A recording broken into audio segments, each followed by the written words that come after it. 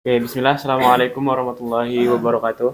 Waalaikumsalam warahmatullahi wabarakatuh. Ya, alhamdulillahirrabbilalamin wa bihi nasta'in ala umuri dunya waddin. Wassalatu wassalamu ala asrofil anbiya'i wal mursalin wa ala alihi wa sahbihi ajma'in, amma ba'd. Bersyukur bila kita panjatkan kepada Allah Subhanahu wa taala yang telah memberikan rahmat serta hidayahnya sehingga kita semua bisa berkumpul kembali dalam kita di bagian cerah ini. Salawat serta salam semoga tetap tercurahkan kepada junjungan kita Nabi besar Muhammad Sallallahu Alaihi Wasallam. Sallallahu alaihi wasallam. Keluarganya, insya Allah akan pada pelajarannya.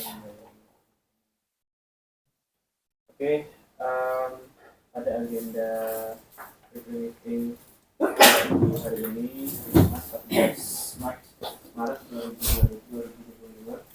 Seperti biasa kita awali dengan sharing session ya. Insya Allah akan disampaikan oleh Muhammad Angga, yaitu terkait tentang filosofi pendidikan anak. Pada Mr. Angga di sini. Oke, bismillah. Assalamualaikum warahmatullahi wabarakatuh. How are you guys? Alhamdulillah, fine ya. Terima kasih kepada Mr. Laitz yang sudah memberikan kesempatannya sehingga saya bisa berdiri di sini dan melakukan sharing session sebelum nantinya kita akan membahas satu persatu poin rapat pada weekly meeting hari ini. Gitu. Jadi hari ini izinkan Ana ingin menyampaikan satu pembahasan yang sangat menarik gitu dari bukunya Fakhrudin Faiz dengan judul Filosofi Pendidikan Anak gitu. Jadi for your information, Fakhrudin Faiz ini adalah seorang dosen filsafat dan juga salah satu pengisi program ngaji filsafat di masjid di Jogja gitu. Jadi kajiannya sedikit berbeda, mereka belajar mengenai filsafat gitu. Di buku ini kita akan belajar dari 4 ulama pendidikan yang ada di dunia.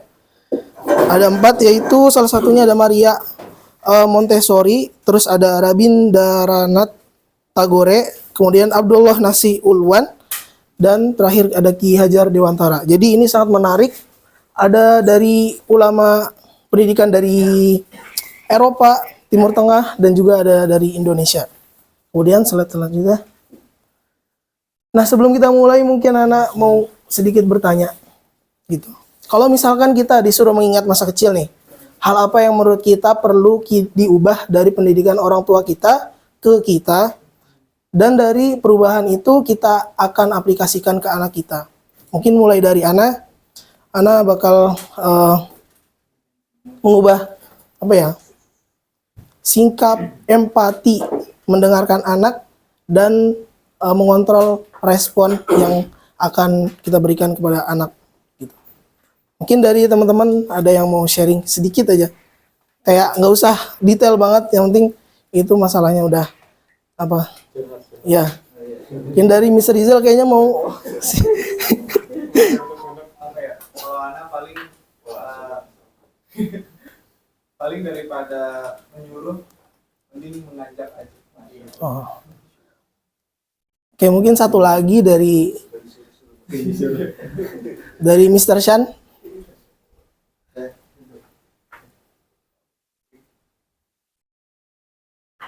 Paling bukan ini sih, bukan aplikasi kayak kalau anak jangan ini, kalau bisa dari pertama jangan disisipin ke ini sih, membantu kalau dulu gitu ya. Jadi benar-benar dari minimal Al-Fatihah pertama kita yang ngajarin. Masya Allah. Jadi nanti itu paling yang harus diubah dulu, dari kecil selalu dititipin gitu, yang paling harus. Oke, Masya Allah ya, udah kita mendengarkan, berarti kita sudah sadar gitu apa yang perlu diubah dan perlu diperbaiki gitu. Oke, lanjut. Nah, sekarang saatnya kita menyelam dalam lautan ilmu pengetahuan. Jadi sebelum kita masuk ke pembahasan, kita harus tahu dulu nih kenapa pembahasan ini itu sangat penting. Jadi ada 2 poin yang menurut Ane itu sudah mewakili dan cukup.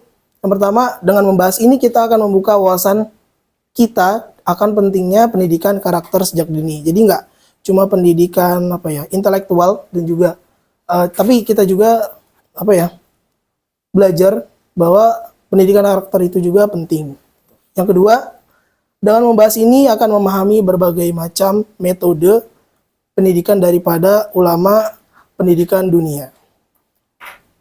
Oke, selanjut. Nah, ini ada 4 tokoh pendidikan dunia yang masing-masingnya bukan berbeda pendapat, tapi ada metodenya sendiri-sendiri. Jadi semuanya saling melengkapi gitu. Yang pertama tadi kita udah sebutin Maria Montessori, dikenal dengan metode kemandiriannya dan kebebasannya. Terus ada Rabindranath Tagore, dikenal dengan metode kebebasan berpikir dan belajar dari alam. Kemudian ada Abdullah Nasir Ulwan, dikenal dengan penerapan nilai-nilai Islami yang dikenalkan sejak dini. Terus ada Ki Hajar Dewantara, dikenal dengan metode penerapan budaya dan juga karakter sejak kecil. Kemudian lanjut. Nah, jadi kali ini Ana mau membahas satu dulu aja. Nanti biar minggu depan ada ini lagi, pembahasan lagi. Jadi hari ini Ana mau bahas metode yang disampaikan oleh Maria Montessori gitu, yang dikenal dengan kemandirian dan kebebasannya. Oke, lanjut. Nah, yang pertama, poin pertama yang disampaikan sama Montessori ini yaitu respect for children, rasa hormat yang mendalam kepada anak. Jadi kita sering mendengar di antara kita itu kayak saling menghormati, saling menyayangi. Nah, begitupun juga kita kepada anak, kita juga harus respect kepada mereka secara mendalam. Nah, bentuk respectnya itu kayak gimana? Jadi bentuk respectnya itu, kata Montessori ini, kita menghargai keunikan masing-masing anak gitu. Walaupun di sekitar kita unik itu sering dianggap melanggar, melawan atau salah jalan gitu. Tapi kita seberusaha mungkin menganggap keunikan setiap anak itu ya emang begitu gitu. Terus makanya Montessori ini menempatkan ini di posisi pertama. Terus kemudian ada yang namanya absorbent mind gitu. Nah, sebenarnya Montessori ini punya buku yang lainnya namanya absorbent mind gitu. Jadi dia ngebahas mendalam tentang bahwa ya menyerap gitu. Jadi anak-anak itu mudah banget buat menyerap gitu. Kata Montessori ini di usia 0 sampai 6 tahun itu anak itu sangat mudah menyerap apa yang ada di sekitarnya gitu. Jadi sebagai kita yang sudah dewasa gitu, yang sudah mengerti, ya kita memberi umpan-umpan yang baik gitu kepada anak-anak sehingga mereka bisa menyerap hal-hal yang baik gitu. Jadi jangan kayak kita misuh di depan siswa gitu atau ngomong kotor di depan siswa itu akan mudah diserap bagi mereka gitu. Lanjut, ada yang namanya sensitive periods. Jadi kata Montessori ini ada periode yang namanya sensitif ya, yang sensitif gitu. Atau disebut juga fase emas. Jadi di fase ini itu siswa atau anak gitu sangat mudah untuk menyerap informasi dan pelajaran gitu, pengetahuan gitu. Jadi kita bisa mulai di fase ini itu untuk mengajarkan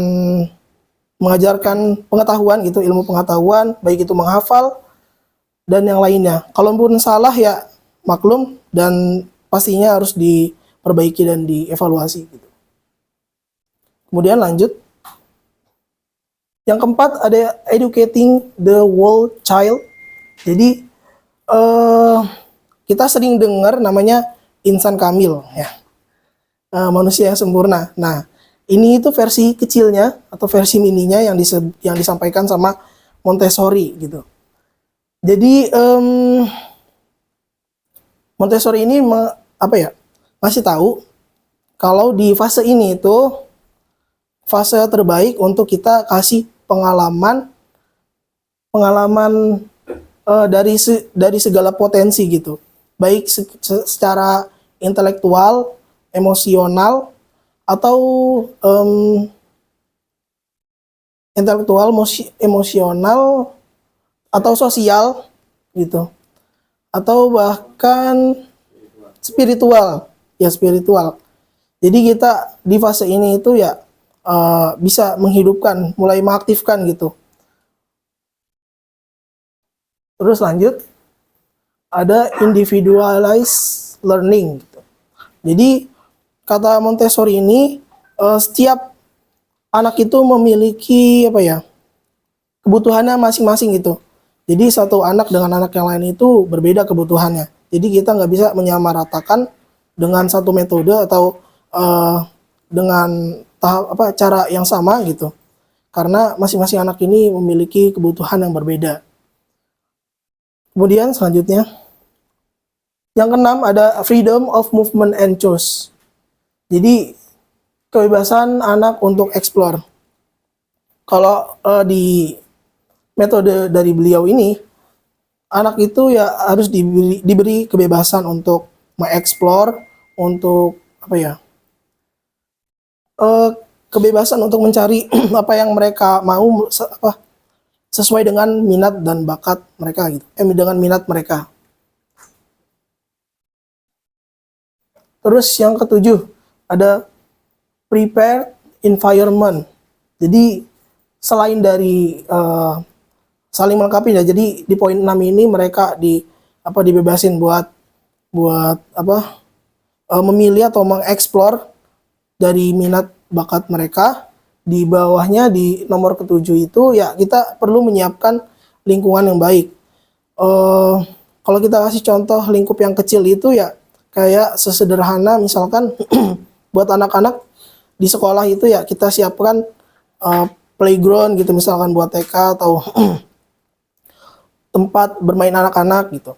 Tapi yang dimaksud Montessori ini sangat luas karena di fase ini itu kita akan berhadapan dengan absorbment mind gitu. Jadi di lingkungan itu harus kita harus menyiapkan lingkungan yang baik agar apa yang mereka serap itu jadi bagus gitu. Oke, lanjut lagi. Yang ke-8 ini juga sangat penting, yaitu intrinsic motivation gitu. Jadi kenapa tadi Montessori itu ngomong di poin ke-6 itu freedom of movement and choice kan? Karena tujuannya setelah mereka explore minat mereka gitu, explore apa yang mereka mau dengan tujuan akan tumbuhnya intrinsic motivation gitu dalam dirinya. Jadi kayak nggak perlu setiap misalkan futur gitu perlu mengundang Mario Teguh buat ngisi motivasi di sini atau perlu motivasi dari luar, karena kita juga sering dengar juga kan motivator terbaik itu adalah diri kita sendiri gitu. Kayak yang ke-9 itu ada independence. Nah, jadi di metode yang ke-8 ini Montessori ngasih tahu kalau di fase ini itu mereka harus latihan melayani diri sendiri. Jadi apa yang mereka butuhkan ya mereka layani dengan sendiri gitu, secara mandiri. Tapi ada ada batas-batas tertentu, kayak misalkan kan nggak mungkin anak kecil disuruh hack sistem NASA gitu kan. Itu mungkin agak kesusahan gitu.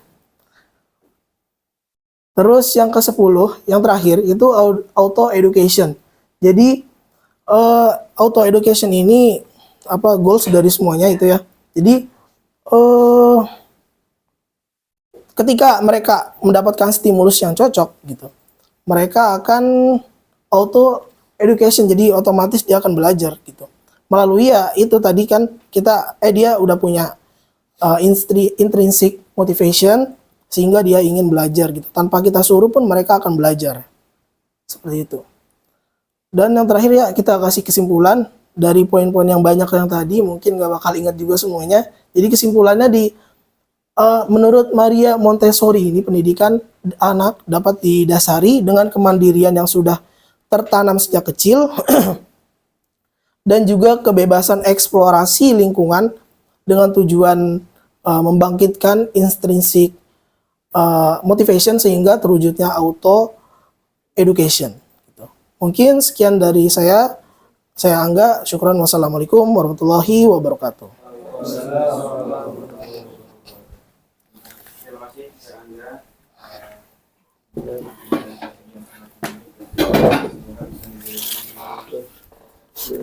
Angga.